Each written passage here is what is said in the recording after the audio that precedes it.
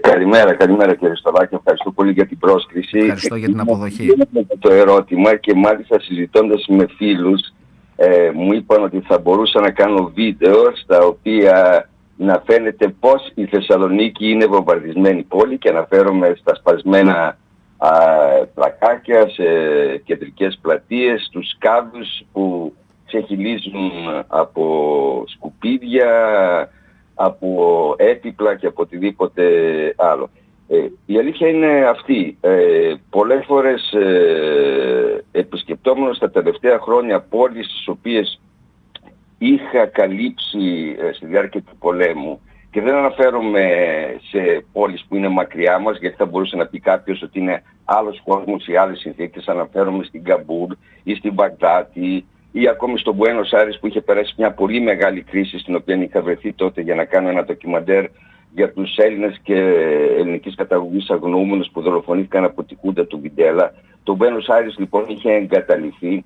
Επιστρέφοντας λοιπόν σε πόλεις που είναι πιο κοντά μας, όπως το Βελιγράδι ή τη Σόφια ή τα Τύρανα, από τα οποία έφευγαν χιλιάδες, δεκάδες χιλιάδες, τότε θα θυμάσαι τη δεκαετία του 90, μετανάστες, είδα ότι οι πόλεις αυτές έχουν αλλάξει κυριολεκτικά όψη, ότι είναι σύγχρονες μεγαλοπόλεις.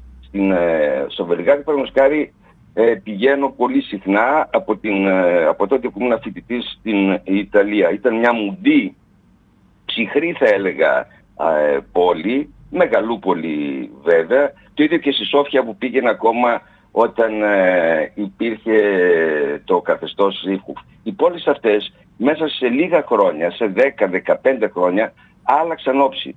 Και το λέω αυτό γιατί πολλοί και από εμάς, από αυτούς τους ανθρώπους που μας ακούνε, έχουν επισκεφθεί αυτές τις πόλεις. Το Βελιγράδι θυμίζει Βερολίνο. Η Σόφια έχει αλλάξει, τα Τύρανα έχουν ένα απίστευτο χρώμα. Είναι σύγχρονες ευρωπαϊκές μεγαλοπόλεις. Και η Θεσσαλονίκη, είναι το ερώτημα, η Θεσσαλονίκη βλέπω ότι βουλιάζει. Αυτό λοιπόν ήταν και το κίνητρο που με οδήγησε να δεχθείτε, φαντάζομαι, την πρόταση που σας έκανε ο Σπύρος Πέγκας. Πολύ σωστά. Να ρωτήσω κάτι, κύριε Νεράτζη, τώρα. Πώς η απόφαση να βάλεις στο πώς λίγο τη δημοσιογραφία και όλα όσα κάνεις σε αυτό το τομέα και να ασχοληθείς με την πολιτική ήταν μια απόφαση η οποία ήρθε εύκολα? Ήρθε πολύ εύκολα, γιατί αυτό όταν έκανα αυτή τη σύγκριση και είδα πόσο πίσω είμαστε, πόσο η πόλη βουλιάζει, πόσο μας συνθλίβει, μας πληγώνει, διώχνει τα παιδιά της, δεν είναι φιλική προς τα άτομα με ειδικές ανάγκες, δεν είναι φιλική προς τους ηλικιωμένους.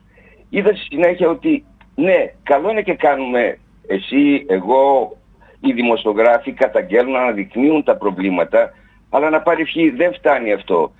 Πρέπει ενεργά, ως ενεργοί πολίτες, να δράσουμε ώστε να αλλάξει σελίδα αυτή η πόλη. Έβλεπα εκπομπές μου, αφού βεβαίως έθεσα την υποψηφιότητά μου, έβλεπα εκπομπές από την δεκαετία του 80, τέλη του 80 στην ΕΡ3, που με αφορμή τις δημοτικές εκλογές τότε, αλλά και μετέπειτα το 98, το 2006, τα ίδια και τα ίδια ακριβώς, κύριε Στολάκη. Όταν λέω τα ίδια και τα ίδια, εκπομπή στην οποία συμμετέχει Παπαθεμελής, Ταχιάος, λέω ονόματα γνωστά στην Θεσσαλονίκη και ευρύτερα στο Πανελλήνιο πλέον, οι οποίοι μιλούσαν για την έλλειψη πράσινου, για το κυκλοφοριακό χάος, για τα απορρίμματα.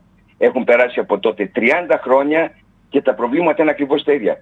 Κάτι φταίει. Μάλιστα. Κάτι δεν πάει καλά. Υπάρχει μια διάσταση ανάμεσα στα σχέδια, τα οποία μένουν στα συρτάρια των τοπικών αρχόντων, στα συρτάρια των βουλευτών, μεγαλόπνοα σχέδια, και στην πράξη βλέπουμε ότι δεν γίνεται τίποτα. Φταίει λοιπόν κάτι, και αυτό το κάτι είναι για μένα ο κομματισμός, οι κούφιες υποσχέσεις από την πλευρά της κεντρικής διοίκησης, αν θέλετε ακόμη θα τονίσω να πω και ο σκοταδισμός, έτσι, η πόλη αυτή υποφέρει, επαναλαμβάνω, βουλιάζει. Θα πρέπει λοιπόν οι καινοτόμες, οι προοδευτικές δυνάμεις αυτού του τόπου, της Θεσσαλονίκης, να αφήσουν στην άκρη τις κομματικές τους διαφορές, χέρι-χέρι να προχωρήσουν μαζί. Προσέξτε όμως τώρα εδώ, γιατί γίνεται και μία πολεμική. Πώς θα προχωρήσουν μαζί, λένε Ο Πέγκας έχει πάρει δεξιά, έχει πάρει τον Τζακόπουλο, έχει πάρει τους ψυχολόγους, έχει στηρίζεται από το ΣΥΡΙΖΑ κλπ. Μα όταν υπάρχει ένα πρόγραμμα, ένα χαρτί δηλαδή, που δεν είναι απλώς ένα χαρτί, υπάρχει μια βάση, θέλω να πω, που είναι το πρόγραμμα. Προγραμματικές συγκλήσεις εννοείται ότι υπάρχουν με αυτούς τους ανθρώπους. Με βάση λοιπόν αυτών των προγραμματικών συγκλήσεων, βάσει αυτού του προγράμματος, μπορούμε να αλλάξουμε σελίδα στην πόλη. Και αυτό μπόρεσε και έκανε ο Σπύρος ο Πέγκας, ο οποίος είναι ένας άνθρωπος, πίστεψέ με, το ξέρω από το 2006, είχα κατεβεί και τότε υποψήφιος. Με τον Γιάννη Μπουτάρη, αυτό ήθελα να πω, εάν ήταν μονόδρομος η παράταξη Θεσσαλονίκη για όλους, δεδομένου υπάρχει η ιστορία του 6, οπότε υπήρξατε και πάλι υποψήφιος δημοτικός σύμβουλος με το συνδυασμό του Γιάννη Μπουτάρη τότε. Ακριβώς, δηλαδή και τότε μου είχαν κάνει πρόταση τρεις υποψήφιοι δήμαρχοι. Και αυτή τη φορά επίσης και ένας άλλος υποψήφιος δήμαρχος μου υπέβαλε, και το θεωρώ τιμή μου έκανε πρόταση να κατέβω. Θεώρησα ότι ο Πέγκας έχει περισσότερα, αν θέλεις, μεγαλύτερες εγγυήσεις δίνει, ακριβώς γιατί συσπυρώνει κόσμο, γιατί είναι αυτοδιοικητικός, και να πω και κάτι ακόμη, γιατί είναι έντιμος. Σε μια εποχή δηλαδή, και συγχωρέστε με για την φράση, για τον χαρακτηρισμό, που η λαμογιά κυριαρχεί, ένας άνθρωπος ο οποίος είναι έντιμος και το οποίο θα ήταν προϋπόθεση για όλους να θέσουν, όταν θέτουν υποψηφιότητα, αυτή τη στιγμή είναι ζητούμενο, δεν θα βάλει ποτέ το χέρι στο μέλι. Είναι πολύ σημαντικό αυτό για μένα. Το ήθος δηλαδή και η εντιμότητα. Μάλιστα. Λοιπόν, Παύλος Νεράτζης, υποψήφιος δημοτικός σύμβουλος με τον συνδυασμό Θεσσαλονίκη για όλους, με υποψήφιο δήμαρχο και επικεφαλής της παράταξης τον κύριο Σπύρο Πέγκα. Κύριε Νεράτζη, θέλω να σας ευχαριστήσω για αυτή την συζήτηση. Ξέρετε τους ραδιοφωνικούς χρόνους καλύτερα από εμένα. Ευχαριστώ πολύ εγώ που μου δώσατε τη δυνατότητα να πω δύο λόγια. Ευχαριστώ πολύ, καλή επιτυχία, καλή δύναμη εύχομαι. Παύλος